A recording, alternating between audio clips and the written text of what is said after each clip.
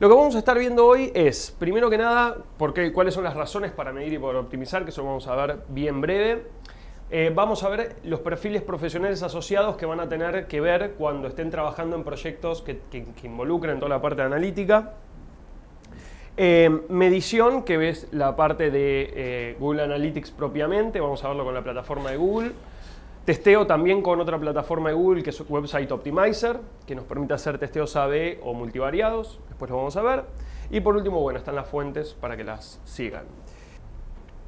Bueno, la definición que encontré que me pareció mejor de analítica web es que es un proceso cuyo objetivo es obtener un criterio de decisión óptimo y realista basado en datos existentes. Como ya vimos, la gente no sabe lo que quiere. La gente básicamente reacciona muchísimo a dos cosas: al condicionamiento social y a la aceptación de normas. Por lo tanto, preguntar resulta bastante inútil. Hay un caso muy interesante de esto, que es el que se dio en las elecciones de los 90 en Inglaterra, en el Reino Unido. Lo que sucedió fue que estaban por un lado los laboristas y por otro lado los liberales. Los laboristas querían, como había una crisis en marcha, los laboristas querían subir los impuestos y dar más ayuda social, ¿no? O sea, tenían una perspectiva más socialista. Y bueno, y los liberales por supuesto lo que querían era más capitalismo. En ese caso era Margaret Thatcher, que seguramente algunos la recuerden, ¿no? Me imagino. Sí, la dama de hierro.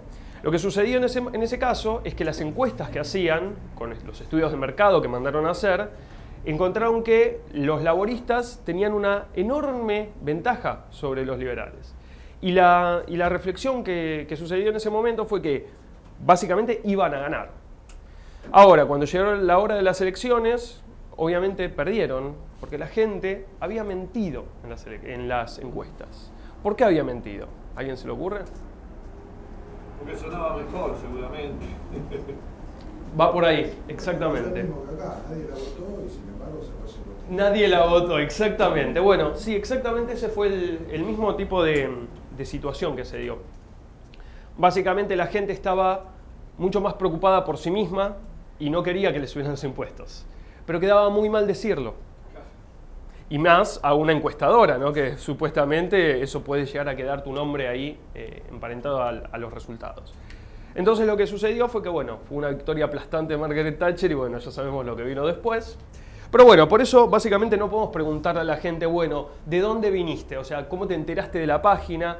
O qué te pareció la página, porque básicamente la gente va a decir lo que crea que está bien dicho. Una de las cuestiones más importantes en este sentido es observar los comportamientos en vez de preguntarle las cosas a la gente y esperar sus respuestas.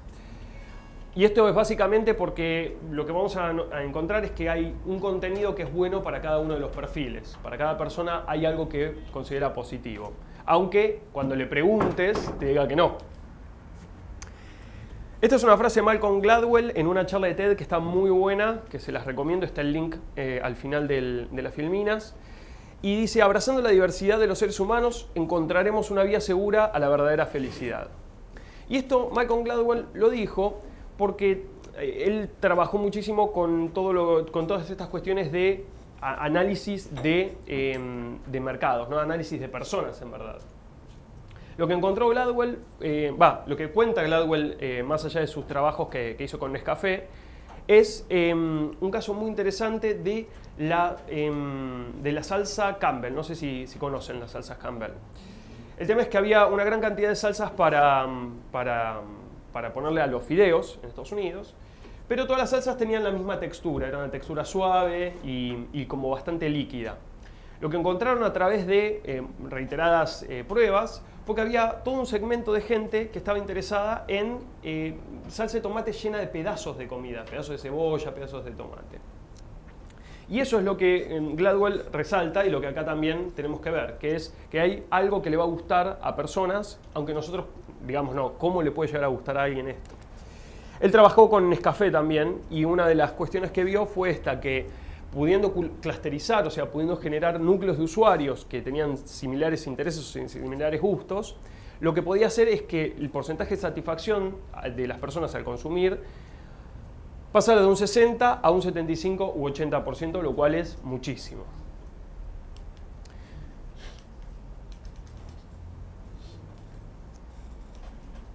Bien, vamos con los perfiles. Acá van a notar que hay un código de colores. Ese código de colores después lo van a ver en distintas partes de la filmina, fundamentalmente acá abajo. Y lo que implica es que en cada proyecto de analítica web van a poder encontrar estos tres perfiles casi siempre. Es el analista de optimización, creativo diseñador y desarrollador. El analista de optimización básicamente van a ser ustedes en muchos casos y en otros casos van a tener que, digamos, relevar el trabajo de esta persona. Que es más que nada el project manager, es la persona que va a llevar el proyecto de principio a fin, el que va a trabajar en la estrategia y en el planeamiento de la táctica propiamente, la implementación, y quien se va a encargar de hacer los análisis y los reportes. Creativo, diseñador es... o sea, acá hay que tener muy en cuenta que no puede ser un diseñador cualquiera el que esté en la parte de analítica. Tiene que entender bastante usabilidad, tiene que entender de diseño de interacción y de conversiones, para justamente poder aportar insights válidos. Si trabajan con un diseñador que no tiene mucha experiencia en eso y que viene más del tema de gráfica y que está metido en eso, lo que les sugiero es que le pasen información, traten de darle los checklists de acá como para que pueda entender qué es lo que estamos buscando con cada uno de los trabajos. Esta es la persona que va a estar generando los activos, las landing page, va a estar haciendo ciertas pruebas de usabilidad y es un perfil muy importante. Tanto como el desarrollador. El desarrollador nos va a abrir la puerta más que nada a la parte de implementación. Por ejemplo, trabajar con un banco es algo terrible. O sea, para montar una plataforma de analytics dentro de una estructura financiera, la cantidad de aprobaciones que se necesita es terrible. Entonces, justamente el desarrollador ahí cobra una importancia mayor aún. Bien, bueno, vamos con la primera parte que es medición. Acá vamos a ver, como les dije, Google Analytics. Los temas que entran dentro de esto son... Vamos a hacer una pequeña revisión de la interfaz de Google Analytics. Vamos a pasar un plan de implementación en 7 pasos, que es un plan para que, cuando arranquen puedan llevar, digamos, en una semana, 2 semanas, el track de lo que tienen que ir implementando. Un proceso recurrente de analíticas web, que esto ustedes determinan el periodo en el que quieren ir midiendo y básicamente pueden ir reproduciendo este paso a paso. Y por último, algunas herramientas para que tengan en cuenta. Bueno, vamos con la revisión de la interfaz, muy brevemente. Vamos a ver 4 partes fundamentales. Una es panel, fuentes de tráfico, contenido y objetivos. Primero, es importante recordar que Google Analytics no es 100% preciso, que en muchos casos va a arrojar datos no fidedignos. Y eso se da porque muchas personas tienen, por ejemplo, desactivadas ciertas funciones en su buscador, o tienen computadoras distintas, o sistemas operativos distintos, lo cual hace que Google Analytics no registre determinada información. Así que en lo que nos tenemos que focalizar no es en el dato puntual, sino en las tendencias, digamos, que vayamos detectando. Este es el panel cuando ustedes ingresan a Analytics, esto es lo que suelen encontrarse. Ahí a la izquierda, arriba, está esto que vamos a ver ahora, que es el menú. La parte de panel es justamente lo que acabamos de ver, que es muy customizable, muy personalizable, y ustedes pueden tomar módulos de distintos informes e irlos empotrando ahí. La parte de Intelligence, esto no lo vamos a ver en este caso porque es bastante largo, pero a lo que refiere es a todo un sistema que nos permite que a partir de determinadas variaciones, si se producen determinadas variaciones que nosotros programemos, nos avisa, nos dice, bueno, ojo, nos tira una alerta y nos dice, ojo, que está pasando tal cosa. Por ejemplo, si baja la cantidad de tráfico en más de un 10%, bueno, nosotros podemos programar el sistema para que nos avise. La parte de usuarios, bueno, tiene que ver con todo el comportamiento de los usuarios, cuáles son las características de ellos, de su comportamiento. Las fuentes de tráfico, esto sí lo vamos a ver, tiene que ver con de dónde está llegando el tráfico a nuestras páginas. Contenido, habla justamente de los contenidos que tengamos en la página, cuáles son accesados, más o menos. La parte de objetivos, que tiene que ver con definición nuestra de determinadas acciones que repercuten en justamente el logro de determinadas acciones. Y los informes personalizados, que tampoco lo vamos a ver, pero que les sirven para combinar determinadas cuestiones y tener la información como como les sirva para su modelo de negocio, ¿no? Bueno, panel, muy brevemente, vamos a recorrer. Esta es, digamos, o sea, acá tenemos siempre el periodo de un mes, eso es lo que nos da al principio Google Analytics. Nosotros podemos cambiar las fechas que querramos medir desde esta parte. Después, las visitas son básicamente la cantidad de usuarios que ingresan a nuestro sitio o a nuestros sitios. Las páginas vistas son la cantidad de páginas que ve cada uno de los usuarios, ¿verdad? Obviamente, si tenemos una cantidad, digamos, el número de páginas sobre visitas, lo que nos permite es ver promedio cuántas páginas visitó cada usuario. Obviamente, a mayor valor de esto quiere decir que hay mayor nivel de engagement, de interés del usuario, ¿no? Porcentaje de rebote. Lo que es el porcentaje de rebote es cuando llega la gente a la página y lo único que ve es esa página y se va. Eso cuenta como un rebote. Obviamente hay sitios, por ejemplo los blogs, donde las personas llegan a la primera página, la ven y ya está, con eso cubrieron su necesidad y se van. Así que en determinados casos un indicador puede ser positivo y en otro caso puede ser negativo. Bien, promedio de tiempo en el sitio es la quinta métrica. Y por último, bueno, el porcentaje de visitas nuevas sobre el periodo inmediato anterior. Bien, para fuentes de tráfico, en general dentro del panel inicial figura esto, y que lo que nos permite ver es desde cuáles fueron las distintas fuentes que fue ingresando el tráfico a nuestra página. Yo acá lo que hice fue hacer un resumen y vamos a pasarlo muy rápidamente. Tráfico directo es el tráfico que ingresa poniendo directamente la dirección en el navegador, ¿sí? www.nombre-de-nuestra-página.com, y eso cuenta como un hit directo. Sitios web de referencia aparecen listados, tienen un listado donde van a aparecer todos los sitios de referencia uno abajo del otro y van a poder ver de esta manera cuáles son los sitios que están trayendo mayor tráfico a nuestra página, ¿sí? En ese caso, lo que recomiendo es que si ven que hay una gran cantidad de tráfico que está viniendo de ciertas páginas, la tengan en cuenta para la hora de hacer algún tipo de acuerdo comercial o joint venture. Motores de búsqueda. Esto se ve bien reflejado de parte de Google y lo que nos trae es una lista de palabras clave que nos permiten ver, bueno, cuáles son las palabras clave por las cuales estamos saliendo mejor rankeados en Google. En este caso tenemos dos tipos de palabra clave. Una que es la búsqueda orgánica, que es lo que hablamos recién, que es básicamente, bueno, la persona puso su búsqueda en Google y salió dentro de los resultados orgánicos el nuestro e ingresó.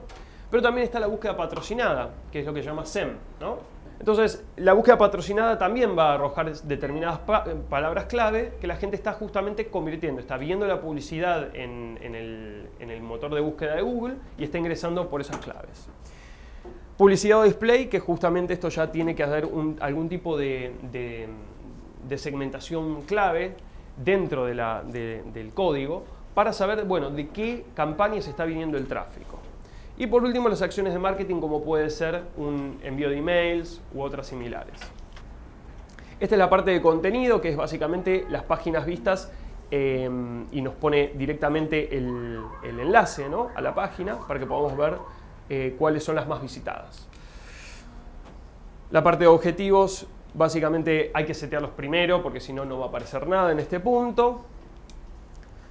Y bueno, vamos a pasar a la parte de implementación en sí. Bueno, la implementación en 7 pasos, ya les dije, es lo que ustedes tienen que hacer antes, o sea, si no tienen Analytics y lo tienen que implementar, ¿sí? Yo acá voy a dar por sentado que ustedes cuentan con asistencia, eso es importante, ¿sí? Porque si no cuentan con asistencia van a tener que conseguir a alguien que los ayude a meter las claves, etcétera, si no tienen el conocimiento. En cada una de las partes que vayan viendo, como les dije, figura abajo quiénes son los distintos recursos que van a estar dedicados a esa parte, a quienes tienen que consultar.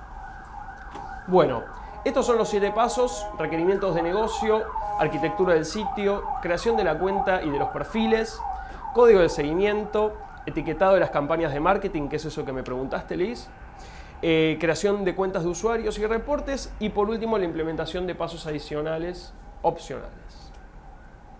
Primero, búsqueda y documentación de requerimientos de negocio. Como buen trabajo de empresa centrada en el usuario, ustedes empiezan con los stakeholders, empiezan con las personas que van a necesitar información de ustedes. Obviamente ustedes van a estar produciendo con todas estas campañas de Analytics una cantidad de datos que tienen que estar siendo combinados de determinada manera para hacer información, ¿no? Porque los datos sueltos a mucha gente no le dicen nada. Entonces lo más importante es que hagan todo un trabajo de seguimiento de esto, puedan hablar con los distintos personajes que tengan dentro de las empresas o que estén interesados en su negocio, y traten de entender cuáles son las cifras que lo van a ayudar a tomar mejores decisiones. Y básicamente tomar nota de eso y bajarlo. En un segundo paso, lo que hacemos con todo esto es tratar de prever cuáles son las limitaciones que va a tener el sitio que tenemos actualmente a la hora de hacer la implementación. Porque nos va a modificar mucho la cuestión de medir. Por ejemplo, si tenemos Flash. Ahora vamos a ver eso. Por ejemplo, una es, ¿el sitio abarca múltiples dominios? O sea, hay muchos dominios que están redireccionando al mismo sitio. Eso va a implicar que va a haber tráfico. Si no medimos los distintos sitios por separado, vamos a tener como tráfico duplicado inclusive. El sitio tiene múltiples subdominios. En este caso, si tiene, por ejemplo, un foro y el foro está llevando muchísima gente y no lo diferenciamos, vamos a tener también un problema a la hora de que sean fieles los datos que analicemos. El sitio es dinámico. El sitio usa frames o iframes, que este sería un caso bastante similar al del Flash. Usa algún redireccionamiento. El sitio contiene algún componente Ajax o Flash que sea necesario monitorear. Como siempre les digo, o sea, acá ven el triangulito amarillo, quiere decir developer. Esa es la persona que tenemos que contactar para que nos ayude a contestar todas estas preguntas, ¿sí? En el caso que no tengan el soporte técnico, traten de conseguirlo por algún otro lado. Consulten a alguien que les diga, que les lea el código de la página y les diga qué es lo que tienen y qué es lo que no. Bien. 3. Creación de la cuenta de Google Analytics y la configuración de perfiles. Acá, como ven, estos son enlaces que directamente cliqueando pueden ir a las distintas pantallas. Fundamentalmente este de acá abajo, que es cómo usar Google Analytics con tu email actual, es muy interesante porque les permite con cualquier email que tengan poder acceder directamente. ¿Está bien esto? Perfecto. Los perfiles se llaman así porque son una visualización de reportes determinada mediante filtros y reglas de procesamiento. La idea es que nosotros podamos determinar un perfil principal para el sitio, en donde esté absolutamente toda la información englobada, y después varios perfiles que nos permitan hacer determinadas segmentaciones, que puede ser, por ejemplo, por cada uno de los stakeholders que estuvimos entrevistando en un primer momento. O sea, para poder filtrar las métricas que le va a servir, por ejemplo, al departamento de marketing, por ejemplo, al departamento de logística, dependiendo de cada uno de los intereses que tengan.